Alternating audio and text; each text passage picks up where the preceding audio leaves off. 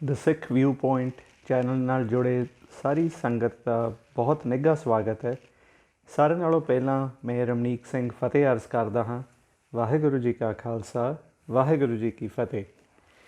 ਜਿਵੇਂ ਕਿ ਆਪ ਸਭ ਜਾਣੂ ਹੋ ਕਿ ਪਿਛਲੇ ਮਹੀਨੇ ਆਮ ਆਦਮੀ ਪਾਰਟੀ ਦੀ ਪੰਜਾਬ ਵਿੱਚ ਨਵੀਂ ਸਰਕਾਰ ਬਣਦੀ ਹੈ ਅਤੇ ਉਹਨਾਂ ਵੱਲੋਂ ਭਗਵੰਤ ਮਾਨ ਨੂੰ ਬਤੌਰ ਮੁੱਖ ਮੰਤਰੀ ਥਾਪਿਆ ਜਾਂਦਾ ਹੈ। ਅੱਵਲ ਤਾਂ ਆਪਾਂ ਇਹ ਕਹਿ ਸਕਦੇ ਹਾਂ ਕਿ ਬਹੁਤ ਸਾਰੀਆਂ ਪੰਜਾਬ ਦੀਆਂ ਜੋ ਸਮੱਸਿਆਵਾਂ ਨੇ ਉਹ ਨਵੀਂ ਸਰਕਾਰ ਨੂੰ ਵਿਰਾਸਤ 'ਚ ਹੀ ਆਈਆਂ ਨੇ।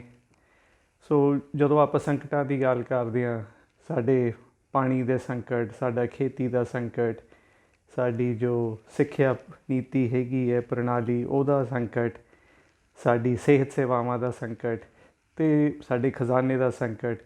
ਸੋ ਇਹ ਬਹੁਤ ਸਾਰੀਆਂ ਸੰਕਟ ਨੇ, ਜਿਹੜੇ ਬਹੁਤ ਸਾਰੀਆਂ ਸਮੱਸਿਆਵਾਂ ਨੇ ਜਿਨ੍ਹਾਂ ਨਾਲ ਮੌਜੂਦਾ ਸਰਕਾਰ ਜੂਝ ਰਹੀ ਹੈ ਅਤੇ ਉਹਨਾਂ ਨੂੰ ਜੂਝਣਾ ਪੈਣਾ ਹੀ ਸੀਗਾ।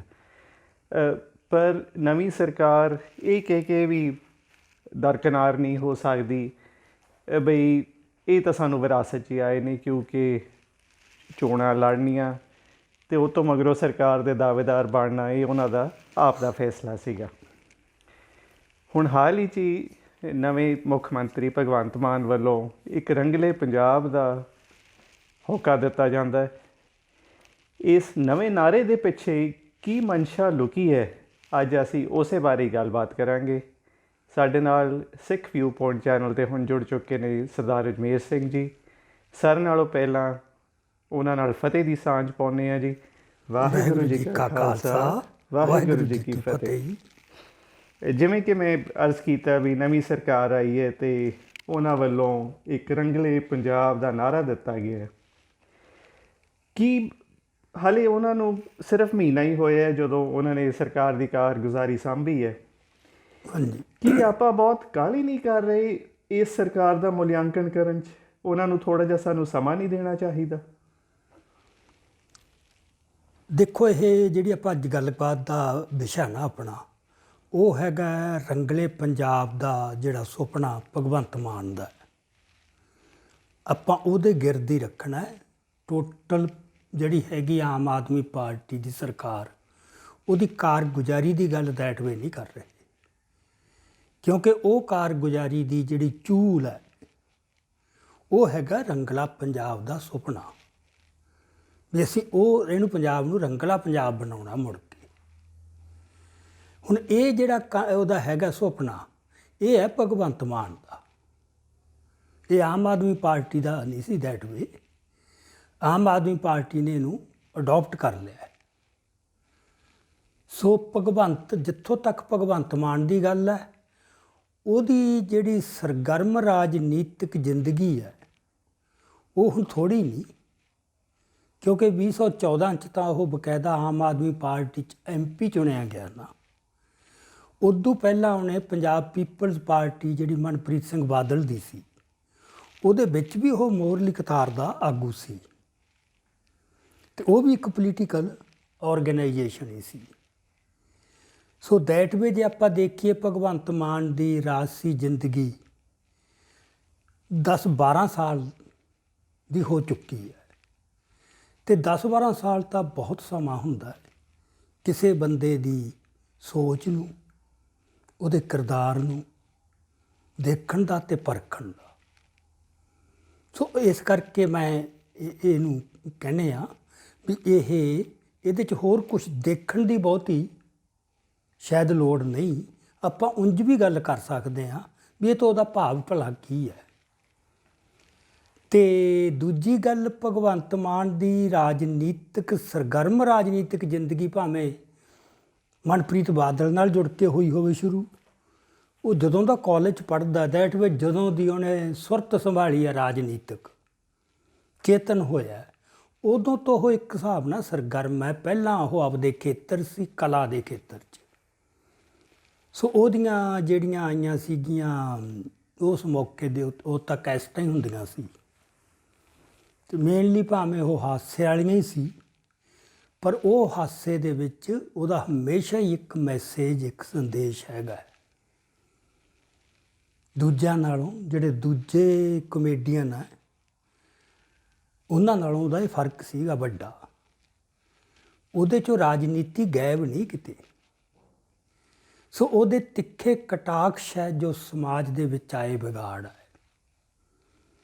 ਇਹ ਕੰਮ ਉਹ ਉਦੋਂ ਪਹਿਲਾਂ ਮੈਨੂੰ ਜਿਸ ਤੱਕ ਯਾਦ ਹੈ, ਕਿਉਂਕਿ ਮੈਂ ਕਾਫੀ ਉਹਨੂੰ ਫਾਲੋ ਵੀ ਕਰਦਾ ਰਿਹਾ, ਦੇਖਦਾ ਰਿਹਾ, ਮਤਲਬ ਦਿਲਚਸਪ ਹੁੰਦੀਆਂ ਸੀ।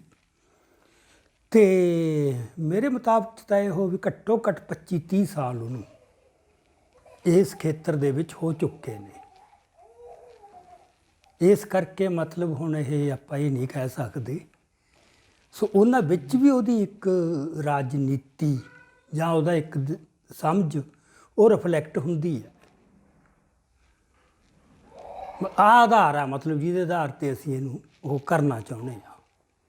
ਸੋ ਜਿਵੇਂ ਤੁਸੀਂ ਜ਼ਿਕਰ ਕੀਤਾ ਵੀ ਭਗਵੰਤ ਮਾਨ ਦਾ ਜਿਹੜਾ ਸਿਆਸੀ ਸਫ਼ਰ ਹੈ ਉਹ ਤਕਰੀਬਨ ਦਹਾਕਾ ਜਾਂ ਉਸ ਨਾਲੋਂ ਵੀ ਵੱਧ ਸਮੇਂ ਤੋਂ ਚੱਲ ਰਿਹਾ ਹੈ। ਪਰ ਜੇ ਆਪਾਂ ਉਹਨਾਂ ਦੀ ਹੁਣ ਤਾਈਂ ਦੀ ਕਾਰਗੁਜ਼ਾਰੀ ਦੇਖੀਏ, ਉਹਨਾਂ ਦੀ ਸਿਆਸੀ ਜੀਵਨ ਦੀ, ਉਹ ਬੜੇ ਬੇਦਾਗ ਰਹੇ ਨੇ ਬਤੌਰ ਸਿਆਸਤਦਾਨ। ਜਿੱਥੇ ਤਾਈਂ ਉਹਨਾਂ ਦੀ ਭਾਵਨਾ ਦਾ ਸਵਾਲ ਹੈਗਾ, ਉੱਥੋਂ ਤਾਈਂ ਵੀ ਲੱਗਦਾ ਹੈਗਾ ਵੀ ਉਹਨੂੰ ਵੀ ਸ਼ੱਕ ਦੀ ਨਿਗਾਹ ਨਾਲ ਨਹੀਂ ਦੇਖਿਆ ਜਾ ਸਕਦਾ। ਇਸ ਬਾਰੇ ਤੁਹਾਡਾ ਕੀ ਵਿਚਾਰ ਹੈ ਬਈ ਜਿੱਥੋਂ ਤਾਈਂ ਉਹਨਾਂ ਦੀ ਭਾਵਨਾ ਦਾ ਸਵਾਲ ਹੈ ਤਾਂ ਪੰਜਾਬ ਨੂੰ ਜ਼ਰੂਰ ਆਸ਼ਾਵਾਨ ਹੋ ਕੇ ਰਹਿਣਾ ਚਾਹੀਦਾ? ਠੀਕ ਹੈ, ਮਤਲਬ ਰਮਨੀਕ ਸਿੰਘ, ਇਹ ਤੇਰਾ ਨੁਕਤਾ ਹੈ ਨਾ, ਇਹ ਬਹੁਤ ਮਹੱਤਵਪੂਰਨ ਹੈ।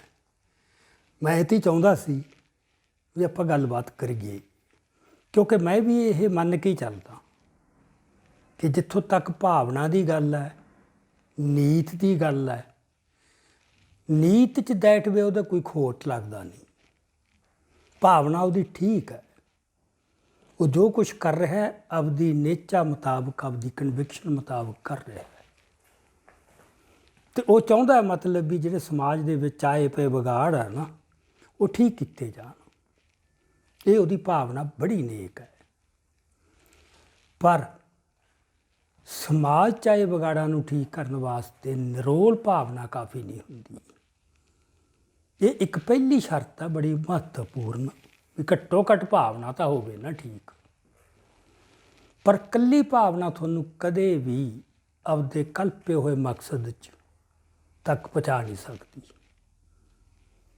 ਇਹ ਤਾਂ ਬੜੀ ਪੁਰਾਣੀ ਇੱਕ ਕਹਾਵਤ ਆ, ਮਤਲਬ ਬੜੇ ਵਿਦਵਾਨ ਨੇ ਕਿਸੇ ਨੇ ਕਹੀ ਸੀ, ਕਹਿੰਦਾ ਕਈ ਵਾਰ ਨੇਕ ਭਾਵਨਾਵਾਂ ਹੀ ਬੰਦੇ ਨੂੰ ਨਰਕ ਦੇ ਬੂਹੇ 'ਤੇ ਲੈ ਜਾਂਦੀਆਂ। ਸੋ ਇੱਥੇ ਗੱਲ ਭਗਵੰਤ ਮਾਨ ਦੇ ਨਰਕ ਦੇ ਬੂਹੇ 'ਤੇ ਜਾਣ ਦੀ, ਉਹ ਸਾਰੀ ਕੌਮ ਨੂੰ ਵੀ ਨਰਕ ਦੀ ਭੱਠੀ 'ਚ ਝੋਕ ਸਕਦਾ ਹੈ, ਮੇਰੀ ਜੋ ਸਮਝ ਹੈ। ਕਿਉਂਕਿ ਭਾਵਨਾ ਨੇਕ ਹੈ, ਪਰ ਅਗਲਾ ਮਹੱਤਵਪੂਰਨ ਸਵਾਲ ਹੈ ਵੀ ਕੀ ਉਹਦੇ ਕੋਲੇ ਉਹਦਾ ਜਿਹੜੀ ਦ੍ਰਿਸ਼ਟੀ ਹੈ, ਉਹਦਾ ਦ੍ਰਿਸ਼ਟੀਕੋਣ ਹੈ, ਉਹਦਾ ਨਜ਼ਰੀਆ ਭਾਵਨਾਵਾਂ ਪ੍ਰਤੀ, ਆਪਣੀਆਂ ਸਮੱਸਿਆਵਾਂ ਪ੍ਰਤੀ, ਉਹ ਠੀਕ ਹੈ ਕਿ ਨਹੀਂ। ਤੁਸੀਂ ਕੋਈ ਸਮੱਸਿਆ ਨੂੰ ਠੀਕ ਕਰਨੀ ਚਾਹੁੰਦੇ ਹੋ, ਉਹਦੇ 'ਚ ਭਾਵਨਾ ਤਾਂ ਆਪਦੀ ਜਗ੍ਹਾ ਪਹਿਲੀ ਸ਼ਰਤ ਹੈ ਹੀ, ਪਰ ਓਨੀ ਜ਼ਰੂਰੀ ਸ਼ਰਤ ਇਹ ਹੈ ਕਿ ਤੁਹਾਨੂੰ ਚੀਜ਼ਾਂ ਸਹੀ ਰੂਪ 'ਚ ਅਤੇ ਸਹੀ ਅਨੁਪਾਤ 'ਚ ਨਜ਼ਰ ਆਉਂਦੀਆਂ ਕਿ ਨਹੀਂ। ਦ੍ਰਿਸ਼ਟੀ ਵੀ ਠੀਕ ਹੈ ਕਿ ਨਹੀਂ, ਦ੍ਰਿਸ਼ਟੀਕੋਣ ਜਾਂ ਨਜ਼ਰੀਆ ਸਮੱਸਿਆਵਾਂ ਨੂੰ ਦੇਖਣ ਦਾ, ਜੇ ਉਹ ਠੀਕ ਨਹੀਂ, ਤੁਹਾਨੂੰ ਸਮੱਸਿਆਵਾਂ ਵੀ ਠੀਕ ਤਰ੍ਹਾਂ ਨਹੀਂ ਨਜ਼ਰ ਆਉਣਗੀਆਂ। ਅਤੇ ਜੇ ਸਮੱਸਿਆ ਠੀਕ ਨਜ਼ਰ ਹੀ ਨਹੀਂ ਆ ਰਹੀ, ਫਿਰ ਤੁਸੀਂ ਉਹਨੂੰ ਹੱਲ ਕਿਵੇਂ ਕਰ ਲਓਗੇ? ਟੱਕਰਾਂ ਕਿਤੇ ਹੋਰ ਮਾਰੋਗੇ। ਇਹਨੂੰ ਮੈਂ ਜੇ ਆਪਾਂ ਸੌਖਾ ਸਮਝਾਉਣਾ ਹੋਵੇ, ਆਪਾਂ ਸ਼ੀਸ਼ੇ ਦੀ ਉਦਾਹਰਨ ਲੈਂਦੇ ਹਾਂ। ਤੁਸੀਂ ਸ਼ੀਸ਼ੇ 'ਚ ਆਪਦਾ ਚਿਹਰਾ ਦੇਖਦੇ ਹੋ। ਹੁਣ ਸ਼ੀਸ਼ਾ ਤਾਂ ਇੱਕ ਸਥੂਲ ਚੀਜ਼ ਹੈ ਨਾ, ਤੁਹਾਨੂੰ ਪਤਾ ਵੀ ਮੇਰੀ ਸ਼ਕਲ ਸੂਰਤ ਕਿਹੋ ਜਿਹੀ ਹੈ, ਅਤੇ ਜੇ ਸ਼ੀਸ਼ਾ ਉਹਨੂੰ ਠੀਕ ਰਿਫਲੈਕਟ ਕਰਦਾ ਦੈਨ ਇਟਸ ਓਕੇ, ਫਿਰ ਤਾਂ ਠੀਕ ਹੈ। ਅਤੇ ਜੇ ਸ਼ੀਸ਼ੇ 'ਚ ਵਿਕਾਰ ਹੈ ਕੋਈ, ਤੁਹਾਨੂੰ ਆਪਦੀ ਜਿਹੜਾ ਚਿਹਰਾ ਹੀ ਹੈ ਉਹ ਵਿੰਗ ਤਿਰੰਗਾ ਜਿਹਾ ਲੱਗਣ ਲੱਗ ਜਾਂਦਾ ਹੈ, ਕਿਉਂਕਿ ਉਹਦੇ ਵਿੱਚ ਵਿਕਾਰ ਹੈ। ਅਤੇ ਜਿੰਨਾ ਚਿਰ ਉਹ ਵਿਕਾਰ ਠੀਕ ਨਹੀਂ ਹੋ, ਤੁਹਾਨੂੰ ਆਪਦੀ ਵੀ ਸ਼ਕਲ ਠੀਕ ਨਹੀਂ ਲੱਗੂ, ਤੁਸੀਂ ਬਾਕੀ ਤਾਂ ਛੱਡੋ। ਹੁਣ ਇਹ ਤਾਂ ਇੱਕ ਸਥੂਲ ਚੀਜ਼ ਹੈ, ਜਿਹਨੂੰ ਤੁਸੀਂ ਝੱਟ ਦੇਖ ਸਕਦੇ ਹੋ ਜਾ ਕੇ ਦਿਖਾ ਵੀ ਸਕਦੇ ਹੋ ਕਿਸੇ ਨੂੰ ਵੀ ਯਾਰ ਦੇਖ ਇਹ 'ਚ ਕੀ ਨੁਕਸ ਹੈ। ਜਿਹੜੀ ਦ੍ਰਿਸ਼ਟੀ ਹੈ ਜਾਂ ਨਜ਼ਰੀਆ ਹੈ ਉਹ ਸੂਖਮ ਹੈ, ਉਹ ਕੋਈ ਸਥੂਲ ਨਹੀਂ। ਉਹ ਇਸ ਕਰਕੇ ਉਹ ਥੋੜ੍ਹਾ ਜਿਹਾ ਔਖਾ ਬੁੱਝਣਾ। ਇਹ ਤਾਂ ਸਾਹਮਣੇ ਦਿਖ ਜਾਂਦਾ ਨਾ, ਉਹ ਸਾਹਮਣੇ ਨਹੀਂ ਦਿਸਣਾ। ਸੋ ਉਹਦੇ 'ਚ ਮੈਂ ਜਿਹੜੀ ਪਹਿਲੀ ਗੱਲ ਕਹੀ ਹੈ ਉਹ ਬਹੁਤ ਔਖੀ ਹੈ ਸਮਝਣੀ, ਕਿ ਚੀਜ਼ਾਂ ਸਹੀ ਰੂਪ 'ਚ ਦਿਸਣ ਅਤੇ ਸਹੀ ਅਨੁਪਾਤ 'ਚ। ਜਿਵੇਂ ਸ਼ੀਸ਼ੇ 'ਚ ਤੁਹਾਨੂੰ ਆਪਦਾ ਇਹ ਨਾ ਵੀ ਨੱਕ ਕਿਤੇ ਹੋਰ ਦਿਸੇ ਵਿੰਗ ਤਰਿੰਗਾ ਜਾਂ ਅੱਖਾਂ ਕਿਸੇ ਹੋਰ ਪਾਸੇ ਹੋਣ, ਇਹ ਹੈ ਵੀ ਸਹੀ ਦਿਸੇ ਹੀ ਕੁਛ ਨਾ। ਇਸੇ ਕਰਕੇ ਇਹ ਦ੍ਰਿਸ਼ਟੀ ਦਾ ਰੌਲਾ ਵੀ ਹੁੰਦਾ ਹੈ। ਸੋ ਮੇਰਾ ਇੱਥੇ ਜਿਹੜਾ ਨੁਕਤਾ ਹੈ ਉਹ ਹੈ ਵੀ ਜਿਹੜਾ ਭਗਵੰਤ ਮਾਨ ਹੈ, ਭਾਵਨਾ ਆਪਦੀ ਜਗ੍ਹਾ ਨੇਕ ਹੈ, ਪਰ ਉਹਦੇ ਦ੍ਰਿਸ਼ਟੀਕੋਣ 'ਚ ਵੱਡੀ ਗੜਬੜ ਹੈ, ਛੋਟੀ ਨਹੀਂ। ਅਤੇ ਜਿਹੜੀ ਉਹਨੂੰ ਤਾਂ ਚਲੋ ਪਰਲੋਕ 'ਚ ਨਰਕ ਦਾ ਭਾਗੀਦਾਰ ਬਣਾਊ ਹੀ ਬਣਾਊ, ਉਹ ਸਾਡਾ ਓਨਾ ਕੰਸਰਨ ਨਹੀਂ। ਗੱਲ ਹੈ ਵੀ ਕੌਮ ਨੂੰ ਵੀ ਉਹ ਨਰਕ ਦੀ ਹੋਰ ਨਰਕ ਦੀ ਭੱਠੀ ਸੁੱਟ ਸਕਦਾ ਹੈ। ਅੱਗੇ ਹੀ ਕਿੰਨੇ ਕਸ਼ਟਾਂ 'ਚੋਂ ਲੰਘ ਰਿਹਾ ਪੰਜਾਬ ਹੈ ਨਾ। ਅਤੇ ਇਹਦਾ ਜੇ ਆਪਾਂ ਮੋਟੀ ਜਿਹੀ ਗੱਲ ਕਰੀਏ ਵੀ ਪੰਜਾਬ ਰੰਗਲਾ ਪੰਜਾਬ ਤੋਂ ਉਹਦਾ ਕੀ ਭਾਵ ਹੈ ਭਲਾ। ਇੱਕ ਤਾਂ ਮਾੜੀ ਗੱਲ ਮਤਲਬ ਇਹ ਹੋਈ ਜਾਂ ਮੇਰੇ ਵਾਸਤੇ ਨਿਰਾਸ਼ਾ ਵਾਲੀ ਗੱਲ ਹੋਈ, ਉਹਨੇ ਕਿਤੇ ਵੀ, ਕਿਉਂਕਿ ਜਦੋਂ ਕੋਈ ਬੰਦਾ ਇੱਕ ਨਵੀਂ ਗੱਲ ਲੈ ਕੇ ਆਉਂਦਾ ਨਾ, ਬਹੁਤ ਵੱਡੀ ਗੱਲ ਹੈ, ਉਦੋਂ ਉਹਨੂੰ ਖੋਲ੍ਹ ਕੇ ਬਿਆਨ ਕਰਦਾ ਹੈ ਅਤੇ ਤੁਹਾਨੂੰ ਪਤਾ ਲੱਗ ਜਾਂਦਾ ਵੀ ਜਿਹੜਾ ਰੰਗਲੇ ਪੰਜਾਬ ਤੋਂ ਭਾਵ ਆ ਹੈ। ਅਜੇ ਤੱਕ ਮੇਰੇ ਨੋਟਸ 'ਚ ਨਹੀਂ ਆਇਆ ਵੀ ਉਹਨੇ ਇਹਦੀ ਕੋਈ ਭਰਮੀ ਕਿਤੇ ਵਿਆਖਿਆ ਕੀਤੀ ਹੋਵੇ। ਜਸਟ ਇੱਕ ਨਾਅਰਾ ਹੈ। ਦੂਜੀ ਮੈਨੂੰ ਨਿਰਾਸ਼ਾ ਹੋਈ ਸਾਡੇ ਪੱਤਰਕਾਰਾਂ ਤੋਂ। ਕੀ ਪੰਜਾਬ ਦੇ ਕਿਸੇ ਵੀ ਪੱਤਰਕਾਰ ਨੂੰ ਅਜੇ ਤੱਕ ਵੀ ਮਤਲਬ ਲੋੜ ਮਹਿਸੂਸ ਨਹੀਂ ਹੋਈ ਵੀ ਉਹਨੂੰ ਬਿਠਾ ਕੇ ਪੁੱਛਣ, ਲੰਮਾ ਘੰਟਾ 2 ਘੰਟੇ ਉਹਦੇ ਨਾਲ ਗੱਲਬਾਤ ਕਰਨ। ਇਹ ਨਹੀਂ ਉਹਨੂੰ ਕਟਹਿਰੇ 'ਚ ਖੜੇ ਕਰਨ, ਜਾਣਨ ਦੀ ਕੋਸ਼ਿਸ਼ ਤਾਂ ਕਰਨ ਨਾ ਵੀ ਇਹ ਰੰਗਲਾ ਪੰਜਾਬ ਯਾਰ ਕੀ ਹੈ। ਮੇਰੇ ਨੋਟਸ 'ਚ ਨਹੀਂ ਕੋਈ ਆਈ। ਇੱਥੋਂ ਹੀ ਪਤਾ ਲੱਗਦਾ ਸਾਡੀ ਹਾਲਤ ਕੀ ਹੈ, ਪੱਤਰਕਾਰੀ ਦਾ ਲੈਵਲ ਕੀ ਹੈ, ਕਿੰਨੇ ਕੁ ਸੰਜੀਦਾ ਰਹਿ ਗਏ ਨੇ ਪੱਤਰਕਾਰ। ਸੋ ਇਸ ਕਰਕੇ ਹੁਣ ਇਹ ਜਿਹੜੀ ਗੱਲ ਹੈ ਨਾ, ਮਤਲਬ ਵੀ ਰੰਗਲਾ ਪੰਜਾਬ, ਉਹਨੇ ਇਹਦਾ ਬੜਾ ਹੀ ਇੱਕ ਸਪਸ਼ਟ ਜਿਹੇ ਜਵਾਬ ਦੇ ਹੀ ਜਾਂਦਾ ਵੀ ਜਿਵੇਂ ਪਹਿਲਾਂ ਹੁੰਦਾ ਸੀ। ਇਹਦਾ ਹੁਣ ਤੁਸੀਂ ਕੀ ਕਰੋਗੇ। ਪਹਿਲਾਂ ਪੰਜਾਬ ਨੇ ਬੜਾ ਸਫ਼ਰ ਕੀਤਾ, ਇੱਕ ਇਤਿਹਾਸ ਦੀ ਯਾਤਰਾ ਕੀਤੀ ਹੈ। ਪਹਿਲਾਂ ਤੋਂ ਉਹਦਾ ਕੀ ਭਾਵ ਹੈ, ਕਦੋਂ ਕੀ ਉਹਦਾ ਭਾਵ ਇਹ ਹੈ ਵੀ ਜਦੋਂ ਸੁਖਬੀਰ ਬਾਦਲ ਨੂੰ ਪਾਵਰ 'ਚ ਨਹੀਂ ਆਏ ਸੀ ਬਾਦਲ, ਉਦੋਂ ਪਹਿਲਾਂ ਹੈ ਜਾਂ ਆਜ਼ਾਦੀ ਤੋਂ ਪਹਿਲਾਂ ਹੈ ਜਾਂ ਉਦੋਂ ਵੀ ਪਹਿਲਾਂ ਹੈ। ਕੋਈ ਵੀ ਗੱਲ ਸਾਫ਼ ਨਹੀਂ। ਅੱਛਾ, ਆਮ ਬੰਦੇ ਨੂੰ ਉਂਝ ਹੀ ਹੁੰਦਾ, ਵਿਚਾਰੇ ਨੂੰ ਬੜੀ ਫੈਸੀਨੇਟ ਕਰਦੀ ਹੈ ਵੀ ਉਹ ਜਿਹੋ ਜਿਹਾ ਪਹਿਲਾਂ ਸੀ ਪੰਜਾਬ ਹੱਸਦਾ ਗਾਉਂਦਾ। ਦੈਟ ਵੇ ਇਹ ਵੀ ਬੜੀ ਫਜ਼ੂਲ ਬਿਆਨ ਹੈ ਕਿ ਪੰਜਾਬ ਹੱਸਦਾ ਗਾਉਂਦਾ ਹੀ ਰਿਹਾ। ਪੰਜਾਬ ਤਾਂ ਬੜੇ ਖੂਨੀ ਦੌਰਾਂ 'ਚੋਂ ਨਿਕਲਿਆ ਬਾਰ-ਬਾਰ। 47 'ਚ ਕਿੰਨਾ ਕੁ ਹੱਸਿਆ ਪੰਜਾਬ, ਰੋਇਆ, ਅਜੇ ਤੱਕ ਵੀ ਰੋਈ ਜਾਂਦਾ। ਉਦੋਂ ਪਿੱਛੇ ਪਿਆ ਇਤਿਹਾਸ। 1849 ਭੁੱਲ ਗਿਆ ਉਹ। 47 ਨਾਲੋਂ ਵੀ ਵੱਡਾ ਦੁਖਾਂਤ, ਜਦ ਪੰਜਾਬੀਆਂ ਦਾ ਅਬਦਾ ਰਾਜ ਖੁੱਸਿਆ। ਕਿੰਨਾ ਲਹੂ ਡੋਲ ਕੇ ਸਿਰਜਿਆ ਰਾਜ, ਸਦੀ ਭਰ, ਜਿਹਦਾ ਹਿਸਾਬ ਹੀ ਕੋਈ ਨਹੀਂ।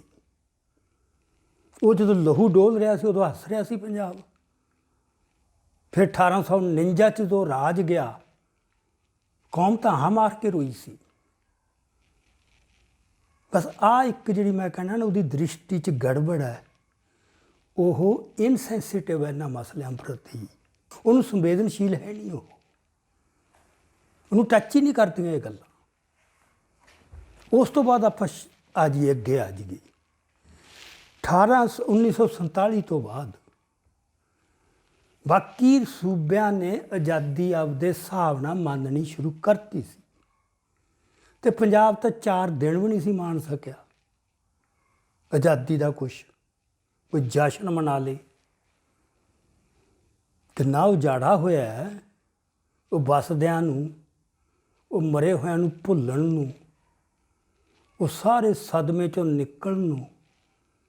ਮਤਲਬ ਇੱਕ ਪੁਸ਼ਤ ਤਾਂ ਉਹੀ ਲੰਘ ਗਈ, ਫਿਰ ਇੱਥੇ ਆ ਕੇ ਪੈਰ ਲਾਉਣੇ, ਜੀਵਨ ਨਵੇਂ ਸਿਰਿਓਂ ਸ਼ੁਰੂ ਕਰਨਾ। ਇਹ ਤਾਂ ਕਿੱਡੇ ਸਖਤ ਜੱਦੋ-ਜਹਿਦ ਦਾ ਦੌਰ ਹੈ। ਫਿਰ ਹਾਕਮਾਂ ਦਾ ਐਟੀਟਿਊਡ ਕੀ ਹੈ? ਕੌਣ ਭੁੱਲਿਆ ਵੀ ਮਤਲਬ ਆਉਂਦਿਆਂ ਨੂੰ ਜਦੋਂ ਇਹ ਕਿਹਾ ਵੀ ਇਹ ਜਰੈਮ ਪੇਸ਼ਾ ਕੌਮ ਹੈ ਜੀ, ਇਹ ਤਾਂ ਖਿਆਲ ਰੱਖੋ, ਇਹਨਾਂ 'ਤੇ ਨਿਗਾਹ ਰੱਖੋ। ਅਤੇ ਉਦੋਂ ਬਾਅਦ ਤੱਕ ਬਾਕੀ ਥਾਵਾਂ 'ਤੇ ਜਦੋਂ ਕਾਂਗਰਸ ਦੀ 1928 'ਚ ਪਾਸ ਕੀਤਾ ਮਤਾ ਹੈ ਵੀ ਆਜ਼ਾਦੀ ਤੋਂ ਬਾਅਦ ਅਸੀਂ ਜਿਹੜੇ ਹੈਗੇ ਰਾਜ ਉਹਨਾਂ ਦਾ ਪੁਨਰਗਠਨ ਕਰਨਾ ਹੈ। ਅੰਗਰੇਜ਼ਾਂ ਨੇ ਰਾਜ ਬਣਾਏ ਸੀ ਆਪਦੇ ਪ੍ਰਸ਼ਾਸਨੀ ਸਹੂਲਤ ਵਾਸਤੇ। ਇਹ ਸਾਊਥ ਵਾਲੇ ਨੇ ਲਿਆਂਦਾ ਸੀ ਵੀ ਨਹੀਂ, ਭਾਸ਼ਾ ਦੇ ਆਧਾਰ 'ਤੇ ਹਰ ਬੋਲੀ ਬੋਲਣ ਵਾਲੇ ਲੋਕਾਂ ਦਾ ਆਪਦਾ ਰਾਜ ਚਾਹੀਦਾ, ਸਟੇਟ। ਅਤੇ ਕਾਂਗਰਸ ਨੇ ਵਾਅਦਾ ਕੀਤਾ ਸੀ 28 'ਚ ਹੀ। 1947 ਤੋਂ ਬਾਅਦ ਬਾਕੀ ਸੂਬਿਆਂ 'ਚ ਉਹ ਬਣਾਤੇ ਉਹਨਾਂ ਨੇ। ਪੰਜਾਬ ਨੂੰ ਕਿਉਂ ਨਹੀਂ, ਪੰਜਾਬ 'ਚ ਕਿਉਂ ਨਾ ਬਣਾਇਆ?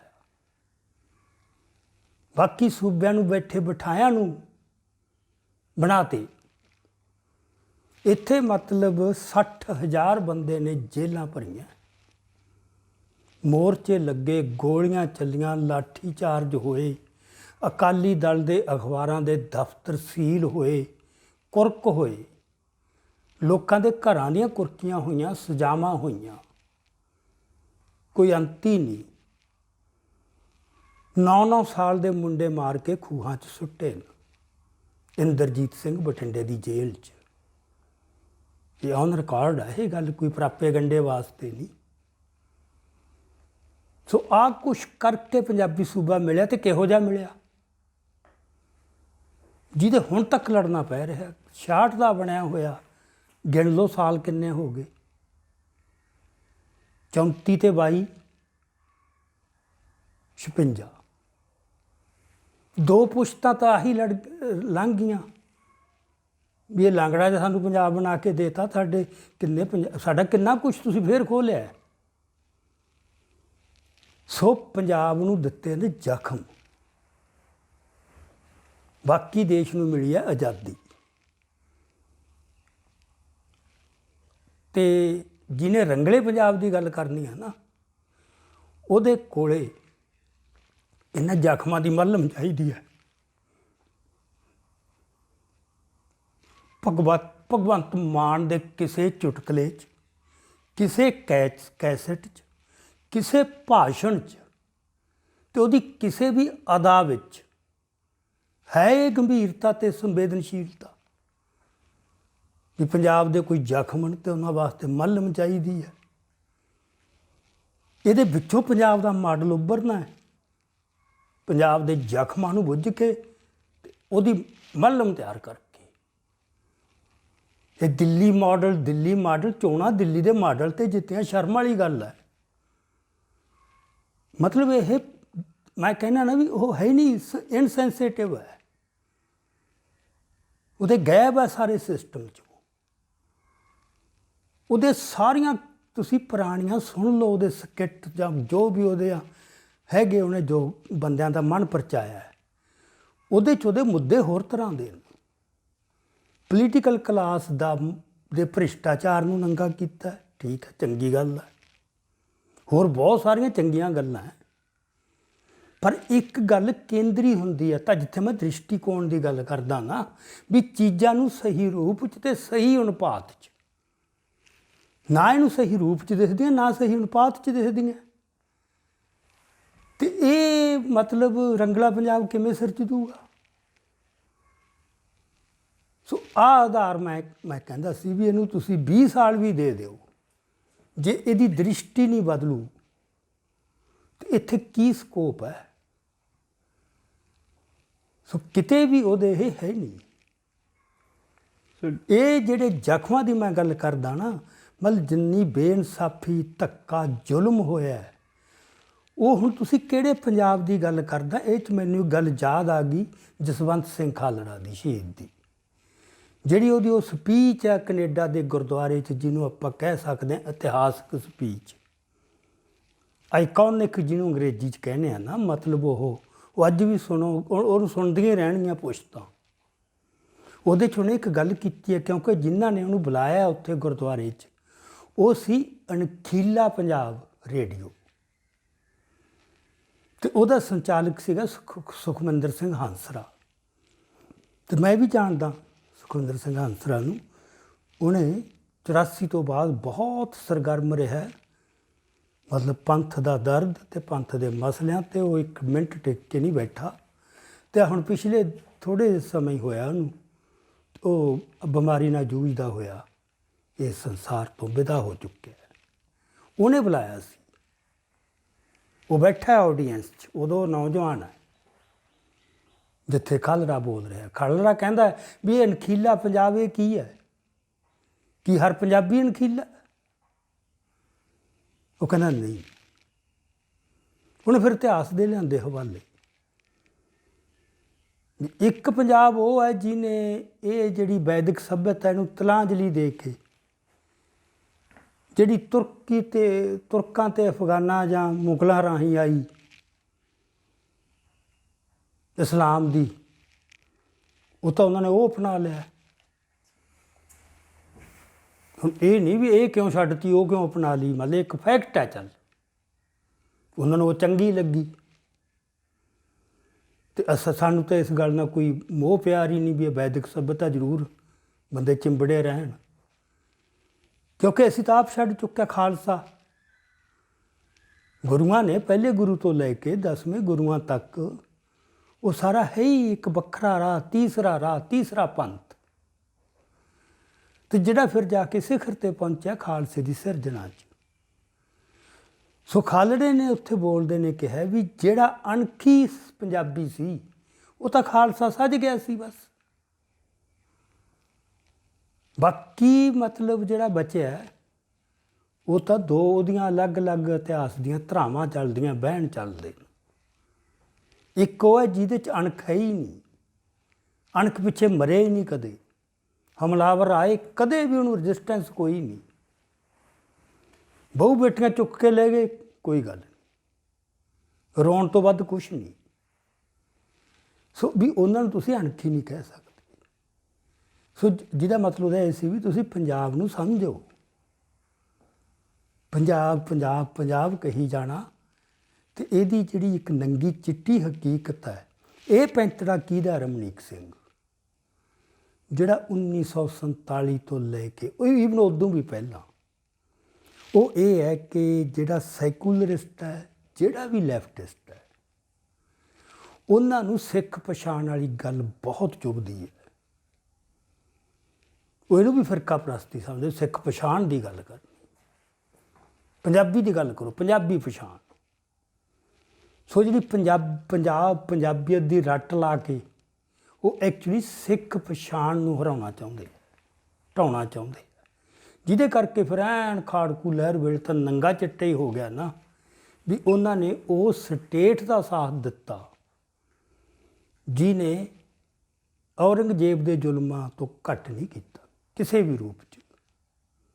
ਇਹ ਜਸਵੰਤ ਖਾਲੜਾ ਦੀਆਂ ਸਾਰੀਆਂ ਉਹਦੀ ਜ਼ਿੰਦਗੀ ਦਾ, ਜਿਹਦੇ ਕਰਕੇ ਉਹਨੂੰ ਆਪ ਵੀ ਜ਼ਿੰਦਗੀ ਤੋਂ ਹੱਥ ਧੋਣਾ ਪਿਆ, ਉਹ ਗਵਾਹ ਹੈ ਉਹਦੀ ਸਾਰੀ ਜ਼ਿੰਦਗੀ ਦੀ, ਜੋ ਉਹਨੇ ਤੱਥ ਇਕੱਠੇ ਕੀਤੇ। ਸੋ ਇਹ ਸਿੱਖ ਪਛਾਣ ਪ੍ਰਤੀ ਜਿਹੜੀ ਇੱਕ ਅਸਹਿਣਸ਼ੀਲਤਾ ਹੈ ਨਾ, ਉਹ ਸਾਰਾ ਉਹ ਸੈਕਸ਼ਨ ਹੈ। ਤਾਂ ਇਹ ਜਿਹੜਾ ਰੰਗਲੇ ਪੰਜਾਬ ਦਾ ਇੱਕ ਸ਼ੋਸ਼ਾ ਮੈਂ ਕਹਿ ਸਕਦਾ ਨਾ, ਇਹ ਐਕਚੁਅਲੀ ਸਿੱਖ ਪਛਾਣ ਤੋਂ, ਸਿੱਖ ਮੰਗਾਂ ਤੋਂ, ਸਿੱਖਾਂ ਦੇ ਦਰਦ ਤੋਂ, ਉਹ ਤੋਂ ਮੁਨਕਰ ਹੋਣ ਦਾ ਬੜਾ ਵਧੀਆ ਢੰਗ ਹੈ। ਭਗਵੰਤ ਮਾਨ ਨੇ ਅੱਜ ਤੱਕ ਕਿਤੇ ਵੀ ਸਿੱਖ ਪਛਾਣ ਦੀ ਗੱਲ ਨਹੀਂ ਕੀਤੀ, ਤਾਂ ਹੀ ਉਹਨੂੰ ਪੰਜਾਬ ਪੀਪਲਜ਼ ਪਾਰਟੀ ਚੰਗੀ ਲੱਗੀ ਸੀ। ਇਹ ਮਨਪ੍ਰੀਤ ਬਾਦਲ ਨੇ ਸ਼ੁਰੂ ਕੀਤਾ ਸੀ ਵੀ ਲੋਕ ਦਰਬਾਰ ਸਾਹਿਬ ਤੋਂ ਨਾਲ ਜੁੜਨ ਦੀ ਬਜਾਏ ਖੜਕੜ ਕਲਾਂ ਨਾਲ ਜੁੜਨ। ਇਹ ਛੋਟੀ ਜਿਹੀ ਗੱਲ ਨਹੀਂ ਸੀ। ਬਹੁਤ ਵੱਡੀ ਇਹਦੇ ਪਿੱਛੇ ਇੱਕ ਗੱਲ ਸੀਗੀ, ਸ਼ਰਾਰਤ, ਸਿੱਖੀ ਨੂੰ ਢਾਹ ਲਾਉਣ ਵਾਲੀ। ਤੇ ਮਨਪ੍ਰੀਤ ਦਾ ਕਿਰਦਾਰ ਤਾਂ ਹੁਣ ਕਿਸੇ ਵਿਆਖਿਆ ਦਾ ਮੁਤਾਜ ਹੀ ਨਹੀਂ ਰਿਹਾ। ਤੇ ਭਗਵੰਤ ਮਾਨ ਨਾਲ ਸੀ ਮੂਹਰੇ। ਉਸੇ ਵਿਰਾਸਤ ਨੂੰ ਇਹਨੇ ਫਿਰ ਆਮ ਆਦਮੀ ਪਾਰਟੀ ਦੀ ਬਣਾਇਆ ਤੇ ਇਹ ਪਹਿਲੀ ਵਾਰ ਹੋਇਆ। ਚਲੋ ਉਹ ਸ਼ਰਮੋ ਸ਼ਰਮੀ ਉੱਥੇ ਵੀ ਮੱਥਾ ਟੇਕ ਲਿਆ, ਉੱਥੇ ਵੀ ਟੇਕ ਲਿਆ, ਉੱਥੇ ਵੀ ਟੇਕ ਲਿਆ, ਪਰ ਜਿਹੜੀ ਪਹਿਲਾ ਇਹਨਾਂ ਨੇ ਬਣਾਇਆ ਮੁਕਾਮ ਆਪਦਾ, ਉਹ ਹੈ ਵੀ ਸਭ ਤੋਂ ਵੱਡਾ ਤੀਰਥ ਸਥਾਨ ਖਟਕੜ ਕਲਾਂ ਨੂੰ ਬਣਾਉਣ ਦਾ, ਵੀ ਲੋਕਾਂ ਦਾ ਮੂੰਹ ਉੱਧਰੋਂ ਹਟ ਕੇ ਇੱਧਰ ਨੂੰ ਜਾਵੇ। ਹੁਣ ਇਹ ਕੀ ਹੈ ਰਮਨੀਕ ਸਿੰਘ ਜੀ, ਤਾਂ ਆਪਾਂ ਇਹਨੂੰ ਬਹੁਤੀ ਆਪਾਂ ਇਹਦੀ ਵਿਆਖਿਆ 'ਚ ਨਹੀਂ ਜਾਂਦੇ। ਦੇਖੋ ਸ਼ਹੀਦ ਭਗਤ ਸਿੰਘ ਸਾਨੂੰ ਵੀ ਕੋਈ ਦੁਪਿਆਰਾ ਨਹੀਂ ਪਤਾ, ਉਹਨੇ ਮਤਲਬ ਇੱਕ ਸੂਰਮਾ ਸੀ ਤੇ ਬੜਾ ਸੂਰਮ ਗਤੀ ਨਾਲ ਹੀ ਉਹ ਫਾਂਸੀ ਤੇ ਚੜ੍ਹਿਆ ਤੇ ਲੋਕਾਂ ਦੇ ਮਨਾਂ 'ਚ ਸਿੱਖਾਂ ਦੇ ਬਹੁਤ ਕਦਰ ਆ ਉਹਦੀ ਸੂਰਮ ਗਤੀ ਕਰਕੇ। ਪਰ ਮੈਂ ਪਹਿਲਾਂ ਵੀ 2 3 4 ਥਾਵਾਂ 'ਤੇ ਗੱਲ ਮੈਂ ਦੱਸ ਚੁੱਕਿਆ ਵੀ ਭਗਤ ਸਿੰਘ 2 ਗੱਲਾਂ ਦਾ ਪ੍ਰਤੀਕ ਹੈ, ਇੱਕ ਸੂਰਮ ਗਤੀ ਦਾ, ਇੱਕ ਉਹ ਰਾਸ਼ਟਰਵਾਦ ਦਾ ਪ੍ਰਤੀਕ ਵੀ ਹੈ, ਚਿੰਨ੍ਹ ਹੈ ਉਹ ਬਹੁਤ ਵੱਡਾ, ਪੋਟੈਂਟ ਸਿੰਬਲ ਆਫ ਨੈਸ਼ਨਲਿਜ਼ਮ। ਇਸ ਕਰਕੇ ਬੀਜੇਪੀ ਤੋਂ ਲੈ ਕੇ ਕਾਂਗਰਸ ਤੱਕ ਦੇਸ਼ ਦੀ ਕੋਈ ਵੀ ਪੋਲੀਟੀਕਲ ਧਾਰਾ ਲੈ ਲਓ, ਸਾਰਿਆਂ ਦੀ ਇੱਕ ਸਾਂਝ ਹੈ ਵੀ ਸ਼ਹੀਦ ਭਗਤ ਸਿੰਘ ਸਾਰਿਆਂ ਦਾ ਆਈਕਨ ਹੈ।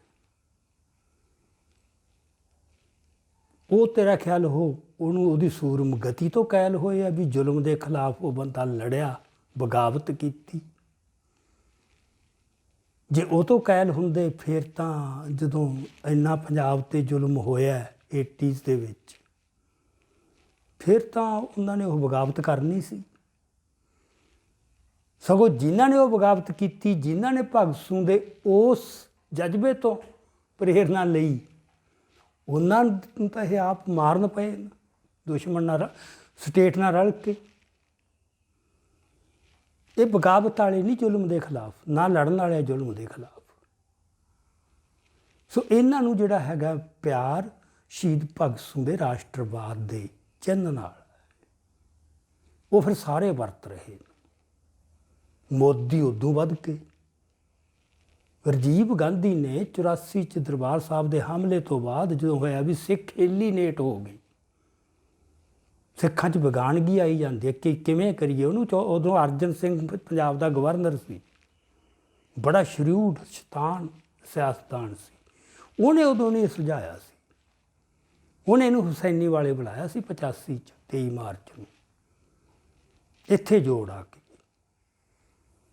ਜੇ ਸਿੱਖ ਨੌਜਵਾਨ ਨੂੰ ਮੁੱਖ ਧਾਰਾ 'ਚ ਲੈ ਕੇ ਆਉਣਾ ਤਾਂ ਉਹ ਸ਼ਹੀਦਾਂ ਦੇ ਨਾਂ ਵਰਤੋ, ਉਹ ਸ਼ਹੀਦ ਜਿਹੜੇ ਰਾਸ਼ਟਰਵਾਦ ਦੇ ਸਿੰਬਲ ਹੋਣ। ਉੱਥੇ ਬਾਬਾ ਦੀਪ ਸਿੰਘ ਸ਼ਹੀਦ ਨਹੀਂ, ਨਾ ਭਾਈ ਤਾਰੂ ਸਿੰਘ, ਨਾ ਬੋਤਾ ਸਿੰਘ, ਉਹਨਾਂ 'ਚੋਂ ਕੋਈ ਨਹੀਂ, ਨਾ ਬਾਬਾ ਦੀਪ ਸਿੰਘ। ਬਸ ਈਵਨ ਕਰਤਾਰ ਸਿੰਘ ਸਰਾਭਾ ਵੀ ਨਹੀਂ, ਗਾਦਰੀ ਵੀ ਨਹੀਂ। ਜਿਹੜੀ ਧਾਰਾ ਪੈਦਾ ਹੋਈ ਰਾਸ਼ਟਰਵਾਦੀ, ਜਿਹੜੇ ਉਹਦੇ ਸ਼ਹੀਦ ਹੈ। ਸੋ ਇਹ ਜਿਹੜੇ ਚਿੰਨ੍ਹ ਹੈ ਨਾ, ਰਾਸ਼ਟਰਵਾਦ ਕੀ ਹੈ? ਰਾਸ਼ਟਰਵਾਦ ਦੀ ਜੜ ਲੋਕਾਂ ਦੇ ਮਨਾਂ ਚਿੰਨ੍ਹਾਂ ਰਾਹੀਂ ਲੱਗਣੀ ਹੈ। ਸਾਰੇ ਇਤਿਹਾਸ 'ਚ ਸਾਰੀ ਦੁਨੀਆ 'ਚ ਐਵੇਂ ਹੋ ਰਿਹਾ, ਉਹ ਚਿੰਨ੍ਹ ਹੁੰਦੇ ਨੇ। ਅਮਰੀਕਾ 'ਚ ਰਾਸ਼ਟਰਵਾਦ ਦਾ, ਨੈਸ਼ਨਲਿਜ਼ਮ ਦਾ ਚਿੰਨ੍ਹ ਇੱਕੋ ਹੀ ਹੈ, ਉਹਨਾਂ ਦਾ ਫਲੈਗ। ਉਹ ਫਲੈਗ ਉਹਨਾਂ ਵਾਸਤੇ ਬਹੁਤ ਪਵਿੱਤਰ ਹੈ, ਬਸ ਉਹ ਝੰਡੇ ਕਰਕੇ ਮਰੀ ਜਾਂਦੇ ਆ, ਹੋਰ ਉਹਨਾਂ ਦਾ ਕੋਈ ਇਤਿਹਾਸ ਨਹੀਂ, ਕੁਛ ਵੀ ਨਹੀਂ। ਚਲ ਇੱਕ ਇਤਿਹਾਸ ਹੈ ਵੀ ਉਹਨਾਂ ਨੇ ਜਿਹੜਾ ਹੈਗਾ ਬ੍ਰਿਟਿਸ਼ ਇੰਪੀਰੀਅਲਿਜ਼ਮ ਜਾਂ ਉਹਦੀ ਜਿਹੜੀ ਡੋਮੀਨੇਸ਼ਨ ਸੀ, ਗੁਲਾਮੀ ਸੀ, ਉਹ ਤੋਂ ਮੁਕਤੀ ਪਾਈ। ਪਰ ਕਿਹਨਾਂ ਨੇ? ਸਿਰਫ ਗੋਰਿਆਂ ਨੇ। ਉਹ ਤੋਂ ਮੁਕਤੀ ਆਪ ਪਾ ਕੇ ਕਿੱਡੇ ਵੱਡੇ ਹਿੱਸੇ ਨੂੰ ਗੁਲਾਮ ਬਣਾਇਆ, ਕਾਲਿਆਂ ਨੂੰ। ਉਹ ਆਜ਼ਾਦੀ ਵਾਲੇ ਨਹੀਂ, ਆਜ਼ਾਦੀ ਪ੍ਰਤੀ ਉਹਨਾਂ ਦੀ ਸਿਲੈਕਟਿਵ ਪਹੁੰਚ ਹੈ, ਸਭ ਕੁਛ ਪ੍ਰਤੀ ਸਿਲੈਕਟਿਵ ਹੈ। ਉਹ ਸਿੱਖਾਂ ਵਾਲੀ ਨਹੀਂ, ਸਰਬੱਤ ਦੇ ਭਲੇ ਵਾਲੀ। ਸੋ ਉਹਨਾਂ ਨੇ ਚਲੋ ਉਹ ਮਤਲਬ ਉਹਨਾਂ ਦਾ ਹੈਗਾ ਨੈਸ਼ਨਲ ਫਲੈਗ। ਤੇ ਫਲੈਗ ਹਮੇਸ਼ਾ ਹੀ ਇੱਕ ਇੰਪੋਰਟੈਂਟ ਨੈਸ਼ਨਲ ਐਂਥਮ, ਫੈਸਟੀਵਲ ਤੇ ਨੈਸ਼ਨਲ ਫਲੈਗ। ਸੋ ਸ਼ਹੀਦ ਭਗਤ ਸਿੰਘ ਤੇ ਤਿਰੰਗਾ ਇਹ ਭਾਰਤੀ ਰਾਸ਼ਟਰਵਾਦ ਦੇ ਚਿੰਨ੍ਹ ਹਨ। ਤੇ ਜਿਵੇਂ ਮੈਂ ਪਹਿਲਾਂ ਕੀਤਾ, ਪੰਜਾਬ ਨੂੰ ਜਿਹੜੇ ਜ਼ਖਮ ਦਿੱਤੇ ਗਏ ਨੇ ਉਹ ਰਾਸ਼ਟਰਵਾਦ ਦੇ ਦਿੱਤੇ ਗਏ ਨੇ। ਇਹ ਤਾਂ ਮੈਂ ਬਹੁਤ ਵਿਆਖਿਆ ਹੋ ਚੁੱਕੀ ਹੈ ਮੇਰੀਆਂ ਕਿਤਾਬਾਂ 'ਚ ਵੀ, ਬਾਕੀ ਆਪਣੇ ਸਪੀਚਾਂ ਦੇ ਵਿੱਚ।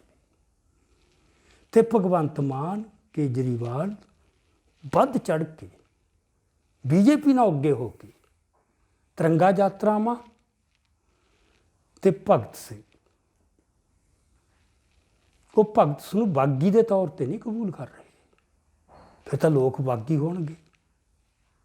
ਉਹ ਨਹੀਂ, ਨਾ ਉਹ ਆਪ ਬਾਗੀ ਨੇ, ਨਾ ਹੋਣਾ ਚਾਹੁੰਦੇ ਹੈ, ਨਾ ਉਹਨਾਂ ਨੂੰ ਚੰਗਾ ਲੱਗਦਾ ਹੈ, ਨਾ ਉਹਨਾਂ ਦੇ ਹਿੱਤਾਂ 'ਚ। ਬਸ ਇਹ ਪਾਵਰ 'ਚ ਆਇਆ ਜਾ ਸਕਦਾ ਹੈ। ਉਹ ਸਿੰਬਲ ਵਰਤ ਕੇ, ਉਹ ਚਿੰਨ੍ਹ ਦੀ ਵਰਤੋਂ ਕਰਕੇ ਉਹਦੀ ਉਹ ਕਰ ਰਹੇ ਨੇ।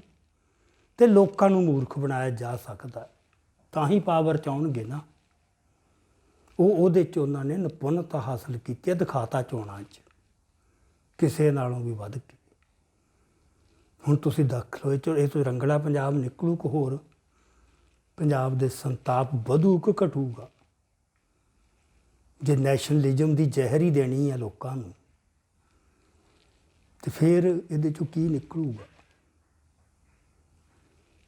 ਸੋ ਇਹ ਗੱਲ ਹੈ, ਮਤਲਬ ਵੀ ਭਗਵੰਤ ਮਾਨ ਦਾ ਜਿਹੜਾ ਨਜ਼ਰੀਆ, ਜਿਹੜੀ ਦ੍ਰਿਸ਼ਟੀ ਆ ਉਹਦੀ, ਉਹ ਬਹੁਤ ਹੀ ਗਲਤ ਹੈ।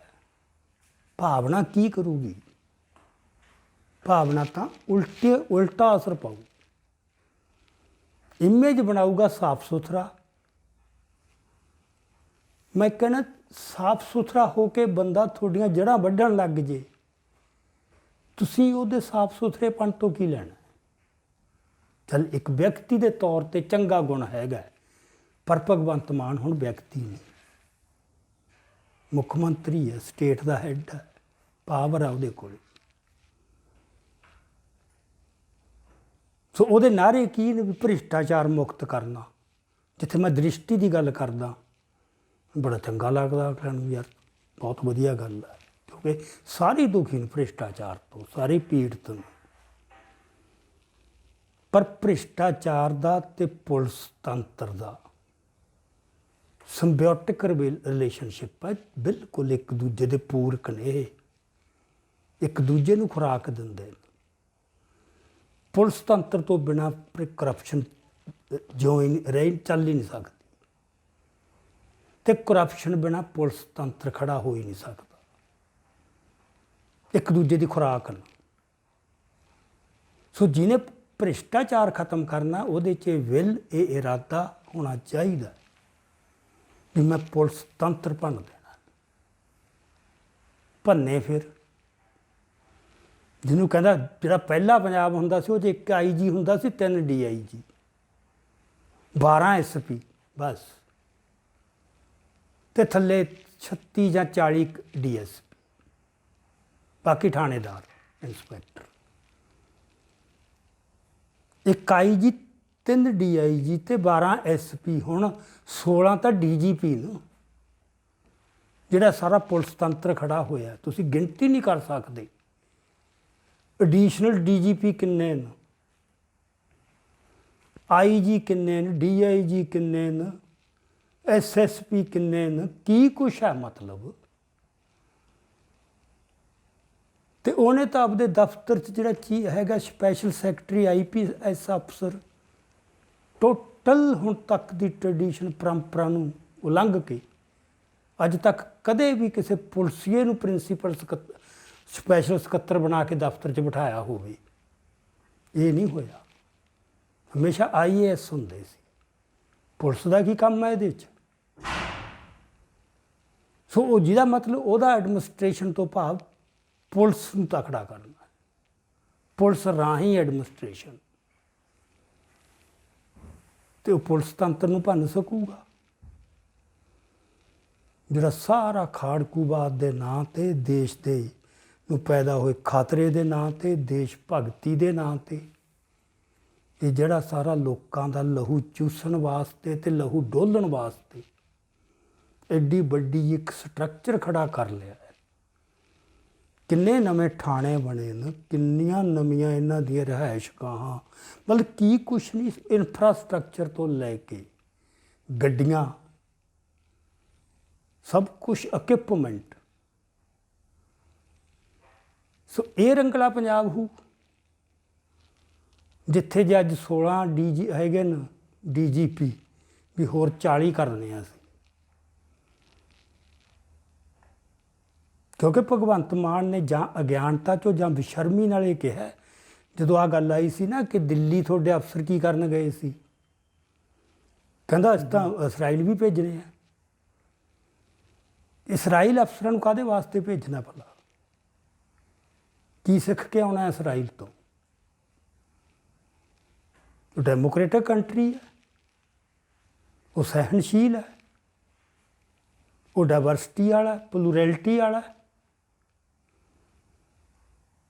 ਮਤਲਬ ਦੁਨੀਆ ਦੀ ਨੰਬਰ 1 ਇੱਕ ਜਿਹੜੀ ਫਾਸਿਸਟ ਸਟੇਟ ਹੈ, ਇਹ ਸਾਰੇ ਹੀ ਮੰਨਦੇ ਆ, ਉਹ ਤੋਂ ਕੁਛ ਗੁਰਸਿੱਖ ਕੇ ਆਉਣੇ। ਜੇ ਇਹਨੇ ਅਗਿਆਨਤਾ 'ਚੋਂ ਕਹਿਆ ਫਿਰ ਵੀ ਪੰਜਾਬ ਵਾਸਤੇ ਬਹੁਤ ਬਦਸ਼ਗਨੀ ਹੈ, ਮਾੜਾ। ਤੇ ਜੇ ਬੇਸ਼ਰਮੀ 'ਚੋਂ ਕਿਹਾ ਫਿਰ ਤਾਂ ਕਰ ਤੇ ਗੱਲ ਕਰਨ ਦਾ ਇੰਨਾ ਫਾਇਦਾ। ਸੋ ਜਦੋਂ ਪੰਜਾਬ ਦੇ ਇਹ ਗਏ ਸੀ ਅਫਸਰ ਦਿੱਲੀ ਨਾ, ਇਹ 3 ਦਿਨਾਂ ਬਾਅਦ ਬੋਲਿਆ, ਕਹਿੰਦਾ ਮੈਂ ਹੀ ਭੇਜੇ ਸੀ, ਅੱਗੇ ਵੀ ਜਾਂਦੇ ਰਹੇ। ਜੇ ਇਹਦੇ ਭੇਜੇ ਹੁੰਦੇ 3 ਦਿਨ ਲੱਗਣੇ ਸੀ ਇਹ ਸਪਸ਼ਟੀਕਰਨ ਦੇਣ ਨੂੰ। ਇਹ ਤਾਂ 5 ਮਿੰਟਾਂ 'ਚ ਆਉਣਾ ਚਾਹੀਦਾ ਸਪਸ਼ਟੀਕਰਨ। ਆਹ ਭਗਵੰਤ ਮਾਨ ਹੈ। ਦੇ ਲਓ ਸਮਾਂ ਹੋਰ, ਵੀ ਮਹੀਨਾ ਤਾਂ ਜੇ ਕਾਫੀ ਨਹੀਂ, ਪਰ ਦਾਲ ਦਾ ਦਾਣਾ ਹੀ ਤੁਸੀਂ ਦੇਖ ਕੇ ਦਾਲ ਦਾ ਅੰਦਾਜ਼ਾ ਲੱਗ ਜਾਂਦਾ ਹੈ। ਤੇ ਮੇਰਾ ਮਤਲਬ ਇਹ ਇਸ ਤਰ੍ਹਾਂ ਦਾ ਲੱਗ ਸਕਦਾ ਵੀ ਜ਼ਿਆਦਾ ਯਾਰ ਹਾਰਸ਼ ਹੈ ਜਾਂ ਨਜਾਇਜ਼ ਹੈ, ਪਰ ਮੈਂ ਕਿਹਾ ਜਿਹਦੇ ਮਨ 'ਚ ਵੀ ਸਿੱਖੀ ਪ੍ਰਤੀ, ਪੰਜਾਬ ਪ੍ਰਤੀ ਸੱਚਾ ਦਰਦ ਹੈ ਨਾ, ਉਹਨੂੰ ਇੰਨਾ ਹੀ ਹਾਰਸ਼ ਹੋਣਾ ਚਾਹੀਦਾ।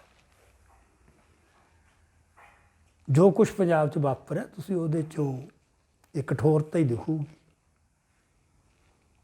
ਇਹ ਹੱਸਦਾ ਗਾਉਂਦਾ ਪੰਜਾਬ, ਉਹ ਕਹਿੰਦਾ ਨਾ ਵੀ ਰੰਗਲੇ ਪੰਜਾਬ ਤੋਂ ਦਾ ਭਾਵ ਹੈ ਵੀ ਜਿਹੜਾ ਹੱਸੂ ਤੇ ਗਾਊ, ਚੁਟਕਲੇ ਸੁਣੂ, ਸੁਣਾਊ, ਹਸਾਊ। ਤੇ ਜਿਹੜੀਆਂ ਬਸੰਤੀ ਪੱਗਾਂ ਹੋਣਗੀਆਂ ਤੇ ਪੈਰ ਪੈਰ 'ਤੇ ਇਨਕਲਾਬ ਜਿੰਦਾਬਾਦ ਦਾ ਨਾਅਰਾ, ਜਿਹਦੇ ਪ੍ਰਤੀ ਭੋਰਾ ਵੀ ਸੀਰੀਅਸਨੈਸ, ਪਰ ਨਾਅਰੇ ਦਾ ਬਲਾਤਕਾਰ ਕਰਤਾ ਇਹਨਾਂ ਨੇ। ਉਹ ਨਾਅਰੇ ਦਾ ਕਿੱਡਾ, ਉਹ ਨਾਅਰਾ ਕੀ ਸੀ ਜਿੱਥੇ ਸਾਫ਼ ਪਤਾ ਸੀ ਵੀ ਜੇ ਇਨਕਲਾਬ ਜਿੰਦਾਬਾਦ ਕਿਹਾ ਤਾਂ ਗੋਲੀ ਖਾਣ ਲਈ ਤਿਆਰ ਰਹੋ।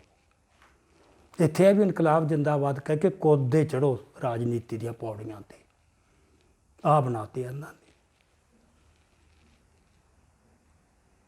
ਇਹ ਹੈ ਜੀ ਮੇਰਾ ਤਾਂ ਮਤਲਬ। ਲੱਗ ਸਕਦਾ ਵੀ ਥੋੜ੍ਹਾ ਜ਼ਿਆਦਾ ਗੁੱਸਾ ਹੈ, ਕਠੋਰਤਾ ਹੈ, ਪਰ ਇਹ ਹੋਣੀ ਚਾਹੀਦੀ ਹੈ। ਇਹ ਲੜਿਆ ਤਾਂ ਹੀ ਜਾਊਗਾ। ਜ਼ਰੂਰ ਸਮੇਂ-ਸਮੇਂ 'ਤੇ ਆਪਾਂ ਗੱਲਬਾਤ ਇਸ ਮੁੱਦੇ 'ਤੇ ਕਰਦੇ ਰਹਾਂਗੇ ਅਤੇ ਆਹ ਮੁੱਦਾ ਚੱਕਦੇ ਰਹਾਂਗੇ, ਕਿਉਂਕਿ ਇਹ ਸਰਕਾਰ ਪੰਜਾਬ ਦੀ ਹੈ ਅਤੇ ਅਸੀਂ ਪੰਜਾਬ ਦੇ ਵਾਸੀ ਹਾਂ ਅਤੇ ਸਾਨੂੰ ਪੂਰਾ ਹੱਕ ਹੈ ਵੀ ਅਸੀਂ ਕਦਮ ਕਦਮ 'ਤੇ ਸਰਕਾਰ ਦੀ ਕਾਰਗੁਜ਼ਾਰੀ 'ਤੇ ਮੁਲਾਂਕਣ ਕਰੀਏ। ਪਰ ਕਿਉਂਕਿ ਹਾਲੇ ਸਿਰਫ 1 ਮਹੀਨਾ ਹੀ ਹੋਇਆ ਇਹਨਾਂ ਨੂੰ ਸੱਤਾ 'ਚ ਆਇਆਂ ਨੂੰ, ਸੋ ਇਹ ਵੀ ਬਹੁਤ ਮੌਕੇ ਸਿਰ ਤੁਹਾਡੇ ਤੋਂ ਤੁਹਾਡੀ ਰਾਏ ਲਈ ਗਈ। ਸੋ ਇਹ ਵੀ ਸਾਡੇ ਵਾਸਤੇ ਬਹੁਤ ਮਹੱਤਵਪੂਰਨ ਹੈ।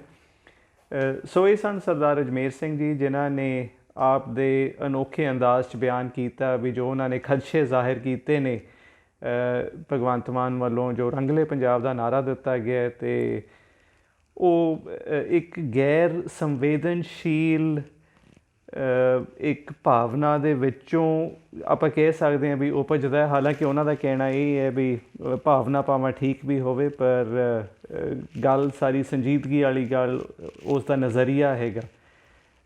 ਸੋ ਇਸ ਮੌਕੇ ਅਸੀਂ ਆਪ ਜੀ ਤੋਂ ਹੁਣ ਇਜਾਜ਼ਤ ਲੈਂਦੇ ਹਾਂ।